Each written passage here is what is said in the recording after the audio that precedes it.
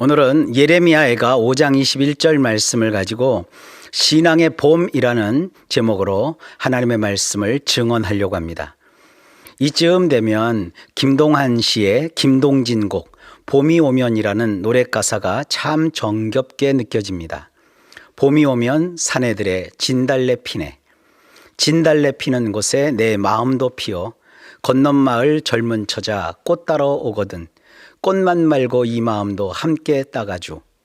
얼었던 사냐에 진달래가 활짝 피고 젊은 처자들이 꽃 따러 다니는 아름답고 사랑스러운 모습이 연상됩니다. 코로나19로 힘들었던 우리의 일상과 신앙에도 그처럼 봄이 찾아와서 모든 것이 회복되었으면 좋겠습니다. 이를 위해서 오늘은 기도와 말씀이라는 두 가지 큰 주제로 하나님의 말씀을 대언하려고 합니다. 먼저 기도에 관해서 이야기해 보겠습니다. 오늘 본문인 예레미야애가는 우상 숭배와 삶의 타락으로 하나님께 범죄한 이스라엘이 하나님이 내리신 심판으로 바벨론 제국에 의해 완전히 초토화되고 멸망했을 때 그 무너진 예루살렘 성을 보면서 예레미야가 눈물로 쓴 슬픔의 시편입니다. 총 5장에 해당하는 슬픔의 애가 맨 뒷부분에 긴 겨울의 터널이 지나면 다시 새로운 봄이 온다는 희망의 노래로 결론을 맺습니다. 예레미야는 그 희망의 노래를 이렇게 시작합니다. 여호와여, 우리를 주께로 돌이키소서. 이 돌이킨다는 말을 슈브라고 합니다. 슈브는요, 유턴을 하여 되돌아오는 것을 뜻합니다. 이 표현이 참 의미심장합니다. 우리가 운전대를 잡고 있는 이 인생이라는 자동차는 이상하게도 우리 힘으로는 유턴이 안 됩니다. 아마도 유턴이 안 될 정도로 핸들이 고장난 차인 것 같습니다. 그러자 하나님께 우리를 슈브하게 해달라고, 유턴하게 해달라고 요청합니다. 어느 방향으로 유턴을 할 것이냐 하면 주님이 계신 방향으로 유턴할 수 있도록 해달라는 것입니다. 그래야 우리가 주께로 돌아갈 수 있다고 호소합니다. 세상을 살다 보면 내 힘으로, 내 노력으로, 내 열정으로, 내 실력으로, 내 마음대로 사는 것이 인생이 아니란 것을 어느 순간부터 절실하게 느끼기 시작합니다. 내가 인생의 운전대를 잡고서 가고 싶으면 가고 멈추고 싶으면 멈출 수 있다고 사람들이 생각합니다. 하지만 지난 2년 이상 코로나19를 겪으면서 우리 인간의 힘과 노력으로 결코 어찌할 수 없는 일이 있다는 것을 모두 실감했을 것입니다. 나 혼자 조심한다고 해서 감염병에서 안전할 수도 없는 일이고 사람의 얄팍한 생각과 근거 없는 자신감으로도 이길 수 없는 것이 눈에 보이지 않는 미세한 바이러스라는 미물이라는 것도 지금 겪고 있습니다. 그나마 과학적 방법으로 바이러스의 성질과 특성을 파악하여 어떻게 그것에서 피할 수 있는지, 어찌하면 그것의 위험에서 벗어나서 생존할 수 있는지 발견해서 백신도 개발하고 치료제도 발견하고 그것을 상용화시켜서 중증으로 가지 않도록 방지하고 바이러스와 함께 공생할 수 있는 방책을 계속해서 마련하고 있는 실정입니다. 뉴올이라는 래퍼가 기독교 신앙의 허점을 가슴 아플 정도로 꼬집어서 표현한 곡 다마스커스에 이런 내용이 있습니다. 기도는 나약한 자들의 추상적 도피처라는 가사가 있어요. 다마스커스라는 곡은 틀리지 않는 말을 했습니다. 우리는 나약합니다. 나약하기에 피할 수밖에 없습니다. 기도는 눈에 보이지 않는 희망에 나의 인생을 거는 추상적인 행동일 수 있습니다. 하지만 그런 추상적인 행동이 기도라고 해도 그것이 없다면 이 거칠고 험한 세상을 어떻게 버틸 수 있겠습니까? 사실 우리의 기도는 아무리 잘해본댔자 거기에서 멈출 뿐입니다. 우리 같은 연약한 인간의 기도는 바이러스가 사라지거나 소멸될 수 있는 그런 능력을 발휘하지 못합니다. 정말로 솔직하게 얘기해서 사실은 추상적 도피처 정도에 지나지 않는 우리의 기도로는 절대로 유턴, 곧 회복이 되지 않습니다. 진정한 기독교 신앙을 가진 자라면 내가 기도를 해서 삶의 방향이 뒤바뀌는 유턴이 될 것이라는 추상적 확신을 가지는 것이 아니라 내 힘으로는 아무것도 바뀌거나 달라지거나 회복되거나 유턴이 일어날 수 없다는 것을 하나님 앞에 솔직히 인정하는 것이 반드시 먼저 해야만 하는 우리의 고백이고 신앙이어야 합니다. 무너져서 활활 불타서 소멸되는 예루살렘 성을 보면서 예레미야는 그저 눈물을 펑펑 흘리는 수밖에 없었습니다. 그 가운데 순간적이나마 성령님께서 역사하셔서 보여주시는 예루살렘 성의 미래를 그가 봅니다. 그러면서 말합니다. 여호와여, 우리를 주께로 돌이키소서. 그리하시면 우리가 주께로 돌아가겠사오니 우리의 날들을 다시 새롭게 하사 옛적 같게 하옵소서. 우리의 삶의 방향이 완전히 달라지는 이런 유턴은 우리가 하는 것이 아니라 하나님만이 하시는 것이며, 우리가 돌아가야 할 방향은 다른 것이 아니라 주님 쪽이고, 그래야만 우리의 날들이 다시 새롭게 되어 옛적 같게 된다는 것을 알았습니다. 다시 새롭게 한다는 것은 한 단어입니다. 카다시라고 합니다. 이는 망가진 것을 고치는 것입니다. 낡은 것을 새로운 것으로 뒤바꾸는 것입니다. 잃었던 기회를 다시 주시는 것을 뜻합니다. 이런 완전한 회복은 내가 뭘 해서 되는 것이 아니라 하나님에게 주도권을 완전히 맡겨야 시작됩니다.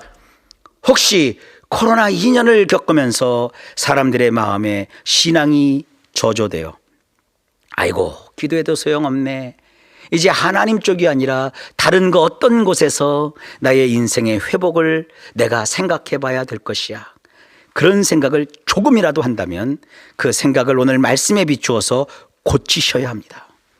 다른 곳에서는 회복이 일어날 수 없습니다. 우리의 왔던 방향을 유턴하여 하나님께로 향해야 거기에서 회복이 일어난다는 이 예레미야 애가의 말씀은 우리에게 시사하는 바가 큽니다. 따라서 지금 우리가 하나님께 드려야 할 기도의 제목과 내용은 아주 단순하며 분명하며 절실합니다. 이 한마디입니다. 여호와여, 우리를 주께로 돌이키소서. 다시 말해 주님, 우리의 삶의 방향을 유턴하여 주옵소서. 나머지는 주님이 알아서 해 주십니다. 이제 오늘 두 번째 주제로 하나님의 말씀에 관하여 이야기하겠습니다. 우리는 성경을 사랑합니다. 그리고 마음에 결심하고 성경을 펼쳐서 읽기 시작합니다. 그러나 곧 벽에 부딪힙니다. 우선 성경 용어가 지금 우리가 쓰는 말이 아니라 확 와닿지 않습니다. 오늘 저도 사용을 했지만 교회에서는 흔히 쓰는 말이고, 그런데 세상 사람들은요 전혀 쓰지 않는 말 가운데 하나가 바로 역사한다는 말입니다. 하나님이 우리를 위해서 하시는 일을 우리는 역사하신다고 표현하지만 세상 사람들은 역사 그러면 history, 삼국시대, 고려시대, 조선시대 등 그런 역사를 생각합니다. 그래서 하나님이 역사하신다니 그것이 무슨 말인가 헷갈립니다. 성경은 원래는 참 쉬운 말로 기록했지만 세월이 워낙 오래되다 보니 그 옛날 언어를 현대인의 언어로 번역을 했어도 설명을 제대로 듣지 않으면 잘 이해가 안 됩니다. 문장 흐름도 지금과는 달라서 문단 나누기 하는 것도 쉽지 않습니다. 성경에 기록된 내용은 지금부터 약 4,000년, 한반도라면 신석기 시대에 살던 아브라함 이야기, 그리고 3,500년 전 모세와 출애굽 이야기, 그리고 3,000년 전 다윗 왕의 이야기 등인데, 그것을 마치 그들이 현대에 우리 옆에 살고 있는 이웃 사람처럼 성경을 통해서 우리가 만나고 있으니 말씀을 읽으면서 술술술 쉽게 이해가 된다면 그것이 오히려 이상합니다. 원래 성경은 쉽고 간결한 평범한 사람들의 언어로 기록된 것은 틀림없는 사실이지만 오늘날 우리가 그것을 바르게 읽고 제대로 문맥을 파악하여 이해하려면 세월이라고 하는 긴 다리를 반드시 건너야 합니다. 그래서 나는 성경에 쓰여 있는 글자 그대로 믿는다라고 말하면 그것은 듣기에는 멋진 말일런지 모르지만 아주 위험한 이야기입니다. 우리가 보는 성경은 원본이 아니라 번역본이고, 번역이라는 것은 번역을 누가 어떤 방향에서 어떤 원칙을 가지고 했느냐에 따라 그 뜻이 크게 달라집니다. 원래 원문에서는 캐룹이라고 되어 있는데 이것을 번역할 때 영어에서는 cherub, 천주교에서는 사랍, 개신교에서는 스랍 또는 그룹이라고 해놓았습니다.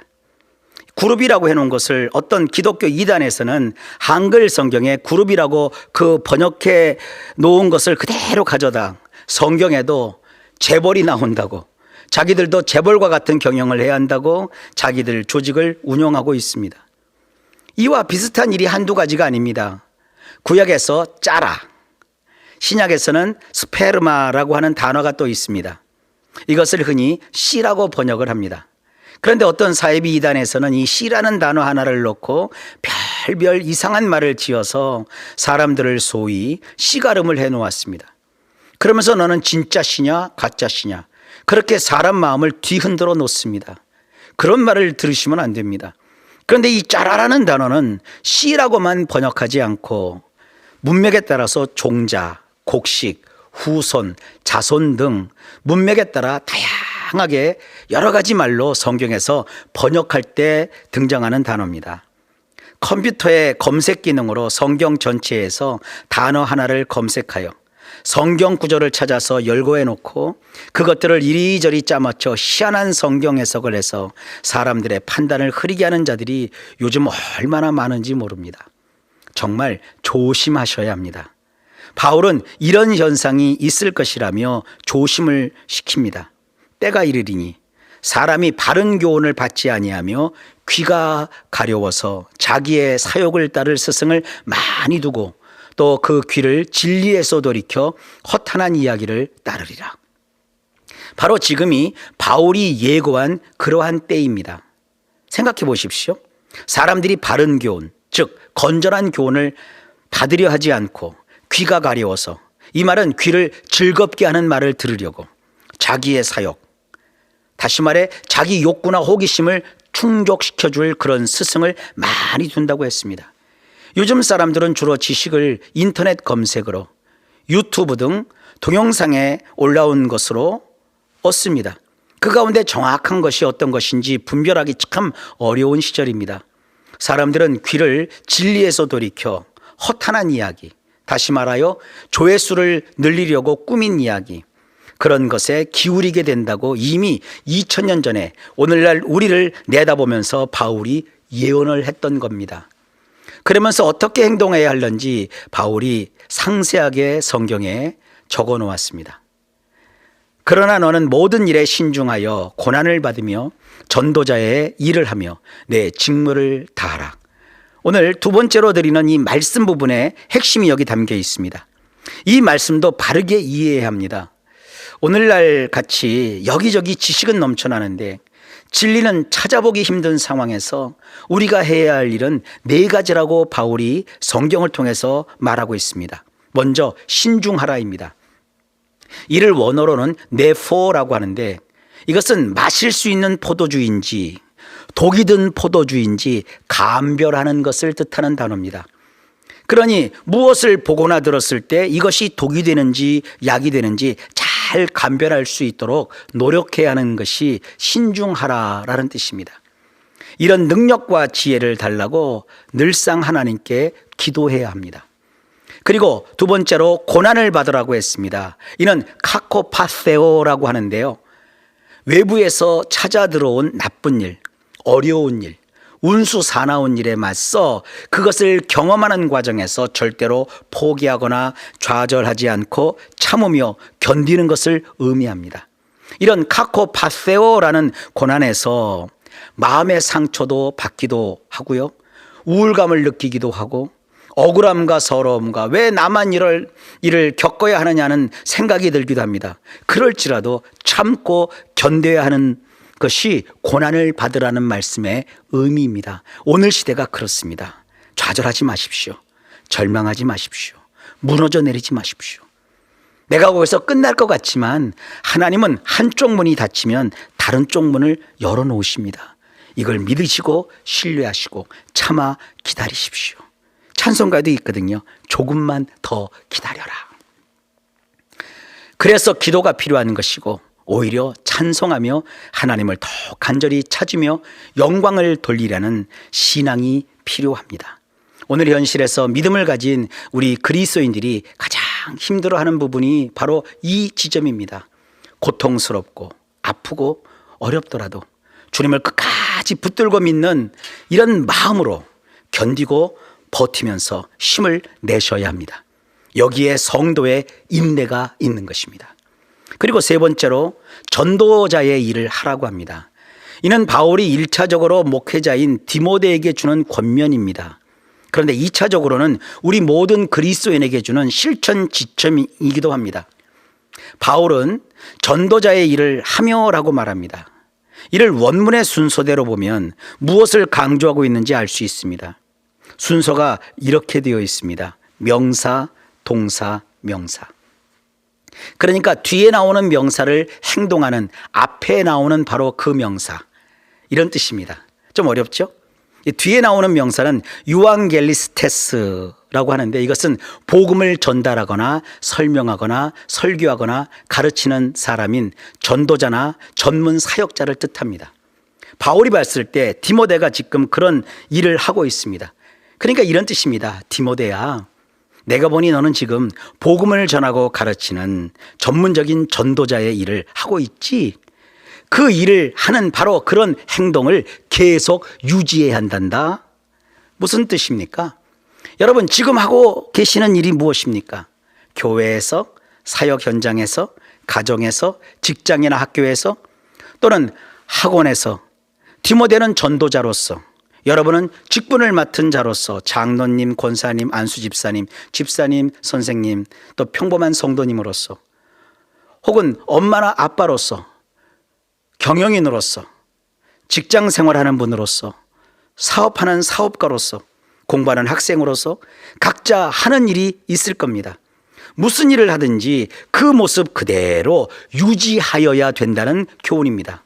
제가 왜 이 구절을 이렇게 세세하게 말씀드리느냐 하면 우리 성경으로 전도자의 일을 하며라는 구절을 읽고 그냥 우리 현대인의 생각으로 그러면 지금 내가 하는 직업을 포기하고 전도인이 되어야 하는가라고 생각하는 사람들이 많기 때문입니다.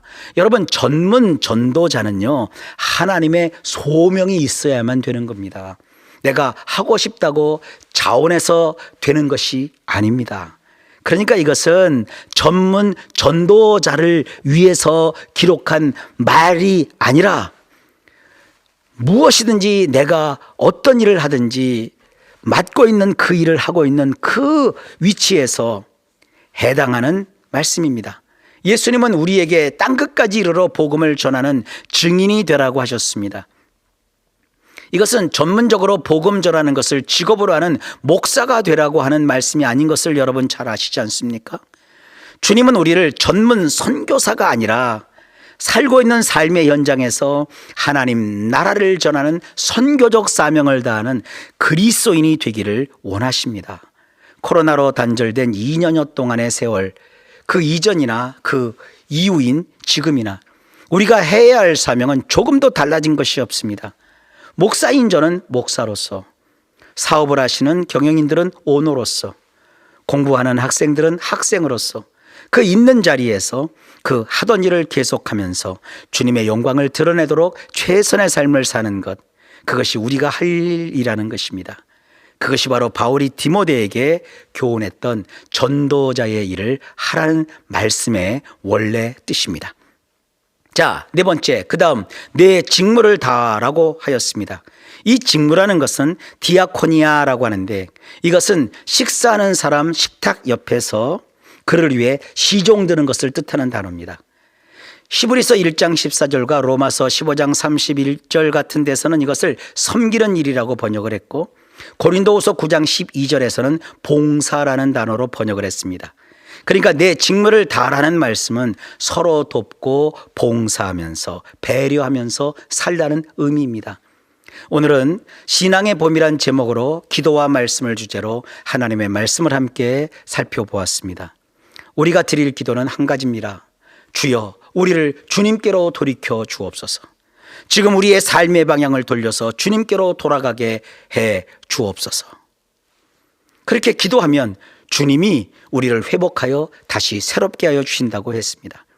그리고 이제 본격적인 위드 코로나와 함께 사는 시대가 되었다고 해서 따로 특별히 무슨 일을 할 것이 아니라 혼란한 세상에서 바울이 디모데에게 했던 하나님의 말씀대로 4가지 행동을 하면 된다고 했습니다. 그 말씀의 권면에서 첫째, 신중하라. 곧 잘 살펴서 독인지 약인지 감별하라. 둘째, 고난을 받으라. 다시 말해 겉에서 나에게 들어오는 어떤 어려움이나 상처나 억울함이나 서러움이 있더라도 절대 포기하거나 물러서지 말고 참고 견뎌야 한다고 했습니다. 셋째, 전도자의 일을 하라고 했습니다. 이는 목사나 선교자처럼 소명을 받은 전문적인 전도인이 되라는 것이 아니라 현재 내가 하고 있는 일을 계속하면서 주님의 영광을 드러내도록 그 자리에서 최선의 삶을 살라는 뜻이라고 제가 말씀드렸습니다. 4번째, 직무를 다하라는 것은 식탁 옆에서 시종을 들듯이 서로 돕고 봉사하고 배려하며 살라고 했습니다. 이번 한 주간도 주님 안에서 기도하시면서 잘 감별하시고 잘 참고 견디시고 내 맡은 일에 최선을 다하시고 서로 돕고 봉사하고 배려하며 사는 사랑하는 모든 성도님 되시기를 예수님의 이름으로 축원합니다. 기도합니다. 아버지 하나님, 시대가 급변하여 결코 끝날 것 같지 않았던 이 코로나 전국이 서서히 감당할 수 있는 수준으로 팬데믹에서 엔데믹으로 바뀌게 하시고 우리나라에서도 이것을 현 의료체제에서 어느 정도 감당할 수준이 되어 아버지 여러 가지 조정을 하여 위드 코로나 시대로 본격적으로 들어설 수 있게 하심을 감사합니다. 우왕좌왕하는 이 시대이지만 우리에게 필요한 것이 무엇인지 오늘 알려주셔서 감사합니다. 우리 모든 성도님들 하나님을 경외하고 하나님을 진심으로 사랑하며 멋지고 아름답고 행복하게 자기에게 주어진 삶을 살아내도록 도와주옵소서. 회복하는 거 우리 힘으로 할 수 있는 것이 아니라 하나님이 유턴시켜 주셔야 된다는 것을 또한 알았습니다. 주여, 우리로 주께로 회복하게 하옵소서. 우리 주 예수님의 이름으로 간절히 기도하옵나이다. 아멘.